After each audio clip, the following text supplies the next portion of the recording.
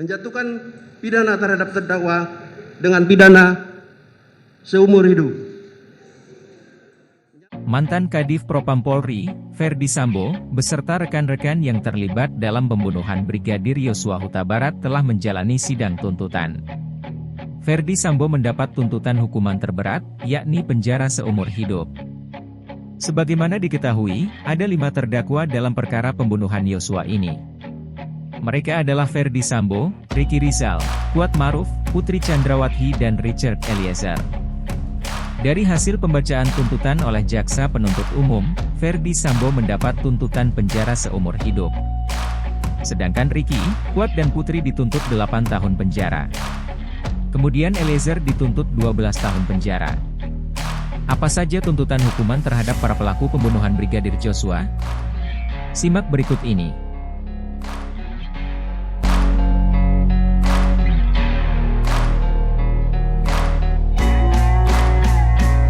Mantan ajudan Ferdy Sambo, Bribka Ricky Rizal Wibowo, dituntut 8 tahun penjara.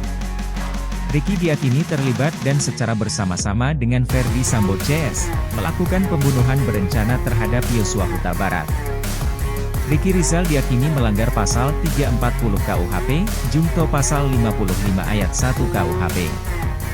Atas perbuatannya, jaksa menilai tidak ada alasan untuk memaafkan maupun alasan pembenaran.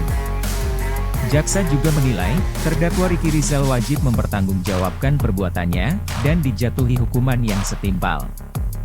Disebutkan bahwa, ada 2 hal yang memberatkan Ricky, yakni perbuatan pembunuhan Yosua yang menimbulkan duka bagi keluarga korban, serta selalu berbelit-belit dalam memberi keterangan dalam persidangan.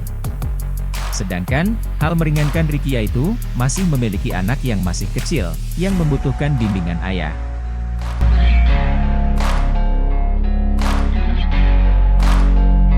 Kuat Maruf juga menjalani sidang tuntutan di hari yang sama dengan Ricky. Kuat Maruf juga dituntut 8 tahun penjara, dalam kasus pembunuhan berencana Yosua. Jaksa meyakini, Kuat bersama-sama dengan Ferdy Sambo CS, melakukan pembunuhan berencana terhadap Brigadir Yosua. Sopir keluarga Ferdy Sambo itu, diyakini jaksa melanggar pasal 340 KUHP junto pasal 55 ayat 1 pertama KUHP. Jaksa juga menyatakan tak ada alasan dimaafkan bagi Kuat Maruf. Jaksa mengatakan, hal memberatkan bagi Kuat adalah, perbuatannya menghilangkan nyawa Yosua, memberikan keterangan berbelit-belit, dan tidak menyesali perbuatan.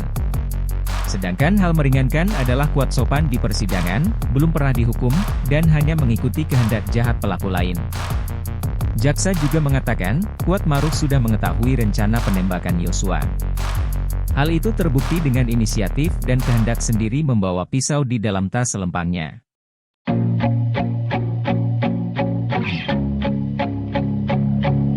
Selanjutnya, giliran Ferdy Sambo yang menjalani sidang tuntutan.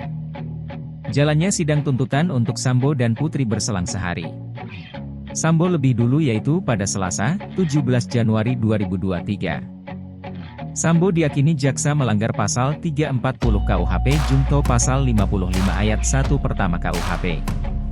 Sambo juga diyakini melanggar pasal 49 junto pasal 33, Undang-Undang Nomor 19 Tahun 2016, tentang perubahan atas Undang-Undang Nomor 11 Tahun 2008, tentang informasi dan transaksi elektronik junto pasal 55 ayat 1 pertama KUHP. Jaksa menilai, tidak ada alasan pemaaf maupun pembenar atas perbuatan yang dilakukan Sambo. Jaksa menyatakan Sambo harus mempertanggungjawabkan perbuatannya. Hal memberatkan Sambo yakni, menghilangkan nyawa Yosua, berbelit-belit, dan tidak mengakui perbuatan, serta perbuatannya telah mencoreng institusi Polri, sehingga membuat banyak anggota Polri terlibat. Dan hal meringankan, tidak ada, ucap jaksa.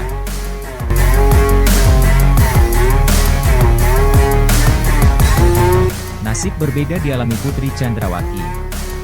Tak seperti suaminya, Putri dituntut 8 tahun penjara.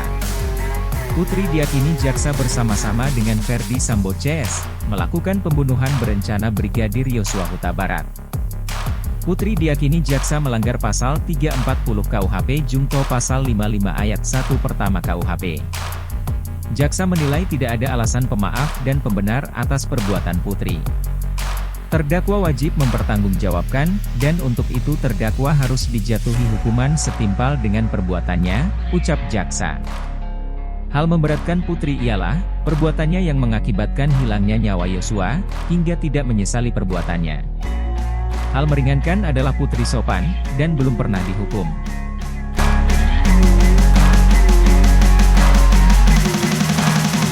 Mantan ajudan Ferdi Sambo, Barada Richard Eliezer Pudihang Lumiu, dituntut hukuman 12 tahun penjara, pada kasus pembunuhan berencana terhadap Brigadir Yosua Huta Barat.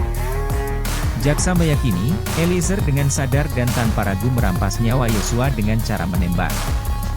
Eliezer diyakini jaksa melanggar pasal 340 KUHP junto pasal 55 ayat 1 pertama KUHP. Hal memberatkan Eliezer adalah, bertindak sebagai eksekutor penembakan Yosua. Hal yang meringankan adalah, Eliezer saksi pelaku yang bekerja sama, dan menyesali perbuatannya. Jadi, bagaimana menurut Anda? Apakah sudah sesuai tuntutan jaksa terhadap masing-masing tersangka? Melakukan tindak pidana merampas nyawa orang secara bersama-sama, sebagaimana diatur dan diancam pidana dalam dakwaan primer melanggar pasal 340 junto pasal 55 ayat 1 ke 1 KUHP pidana.